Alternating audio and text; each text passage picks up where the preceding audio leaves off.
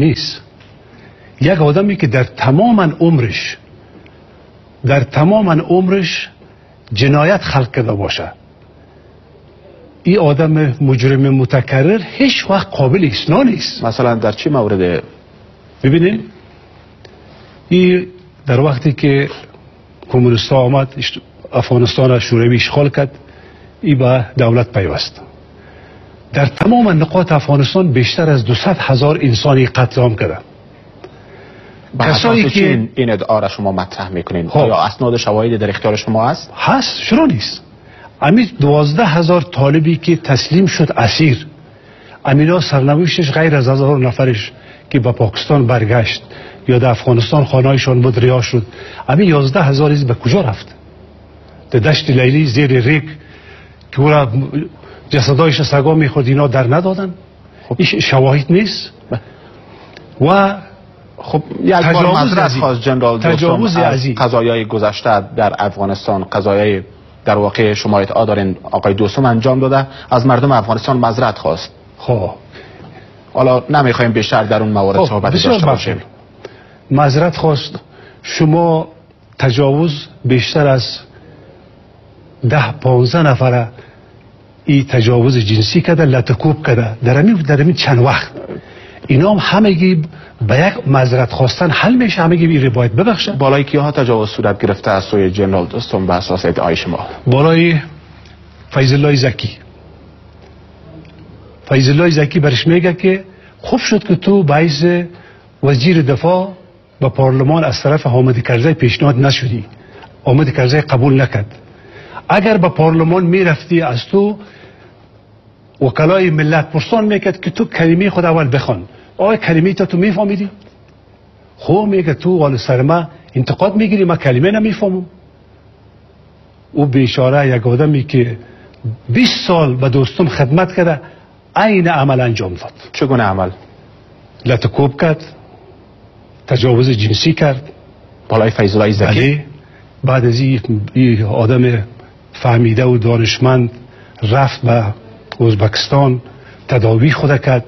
از این طرف شاکر کارگر روان کرد که تماما قضایا رو او بکشه. از اون طرف دیگه نورالله رفت به او فهماند که این قضیه را افشا نساز، دوستان بدنام میشه. خب این قضیه هم خاموش ماند. و افزون بر فیض الله زکی دیگه کی هستن؟ اسماعیل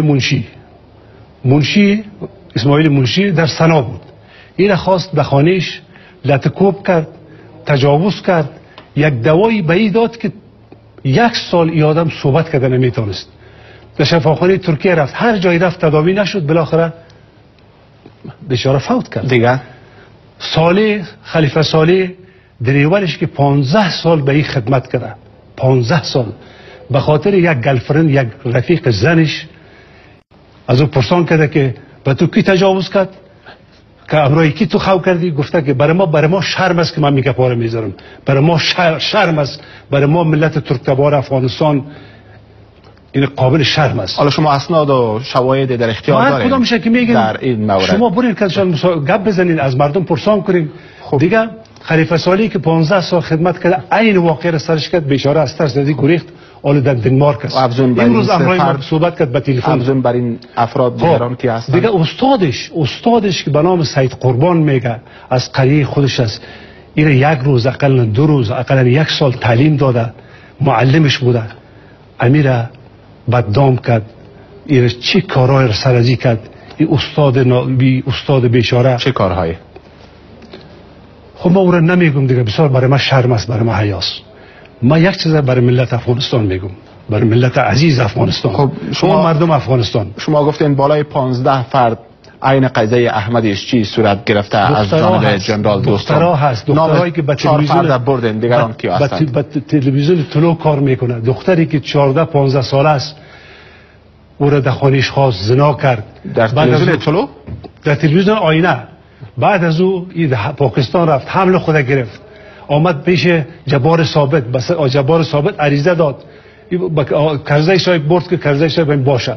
ما از آقای کرزی فارق وردک بود، جبار ثابت پرسان کردم که همین مسئله قضیه می دختر معصوم چی شد؟ جبار ثابت گفت که با آمد کرزی مریضی را آوردم، آمد کرزی گفت که محتل کن.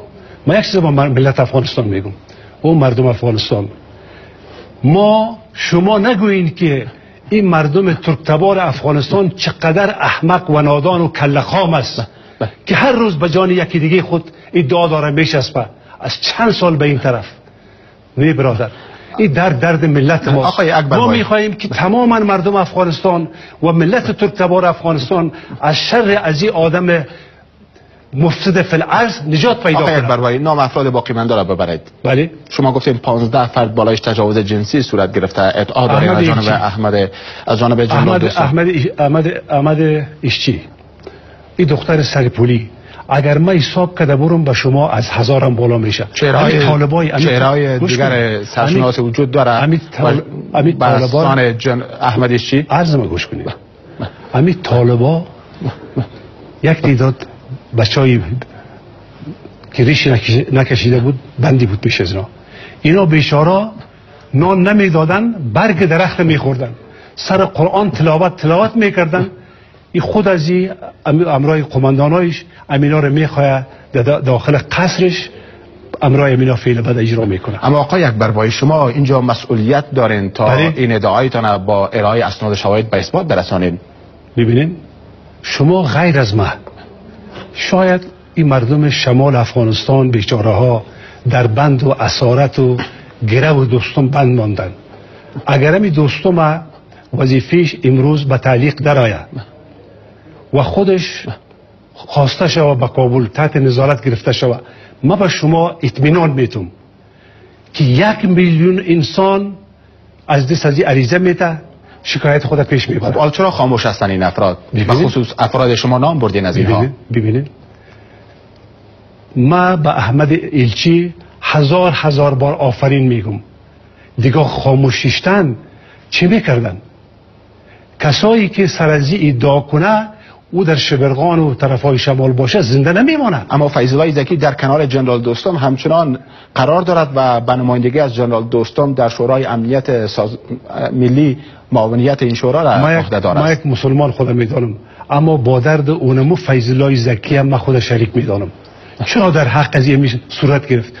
غیر شما از این مسئله خبر ندارین؟ قطعا خیر، تمام افغانستان خبر داره، تماما افغانستان. غیر از ما دیگه کسایی که در جنبششان است از دوستم آزرده است پرسان کنید که واقعا میگه یا نمیگه. از چیز پرسان کنید، از نورالله سادات پرسان کنید که آقای اکبربایی، اگر جنرال دوستم معاون اول ریاست جمهوری در برابر این ادعاها و اتهامهای شما خواستار اعاده حیثیت گردد، شما آماده هستین تا به اثبات برسونید با ارائه اسناد شواهد؟ خدا کنه که بعد از اینکه از این ما میبرایم ای بیای حاضر شوه به دولت عریضه کنه که اینمی اتهام ها علیه ما دروغ است، بیای به محکمه امرای ما حاضر شوه. ما به خاطر از این که این ملت بیچاره و مظلوم از شر از این آدم خلاص کرده باشیم، ما خود قربانی از این ملت ساختیم. بله. اما آقای اکبربایی، شما خواستید تا پرونده ایتان با جنرال دوستم از سر گرفته شود در حالی که از این قضیه بیش از 9 سال میگذره. چرا حال میخواهید این پرونده بازگشایی گردد در حالی که این قضیه برمیگردد به 9 سال پیش؟ ما اسناد دارم، اسناد براتون نشان میدم. شما به تلویزیون چرا شما 9 سال خاموش ماندین حالا صدایتان بلند ساختید؟ ما 2 سال امروی دوستم دعوا داشتم، 18 یا 2 سال خانه ازی در محاصره بود، خبر داریم. بله. هیچ جایی نمیتونست برای حامد کرزی و جناب حضرت صاحب اینا همه گفتن که یک مصالحه شود. ما گفتم هیچ امکان نداره، رای مصالحه همیست که یادم به زندان بره. آخر ترکا مجبور شدن با حامد کرزی با صبغت الله مجددی تماس گرفتن. عمیق شد که شما با دوستم یک دفعه بشانین، ما دوستم از افغانستان میکشیم، این تبعید میشه، دوباره به افغانستان نمیایه. شما خبر دارین که 2 سال دوستم از افغانستان رفت، تبعید شد، این را قبول میکنین؟ بله. حالا چرا 2 سال خاموش ماندین؟ چرا 1 سال پیش، 2 سال پیش، 5 سال پیش شما نخواستین تا پرونده ایتان بازگشایی گردد؟ با سند گپ میزنم. اینا بعد از 2 سال ایوازی که در انتخابات حامد کرزی از ما مسلمانا کمک بخواه، رای بخواه، رفت به دامن به پای با یا به دامن اموتر یک کمونیست مشهور پا زد. این به افغانستان خواست که به این بابا رای بده. رئیس جمهور بود، من جلو وزیر گرفته نمیتونستم، همه با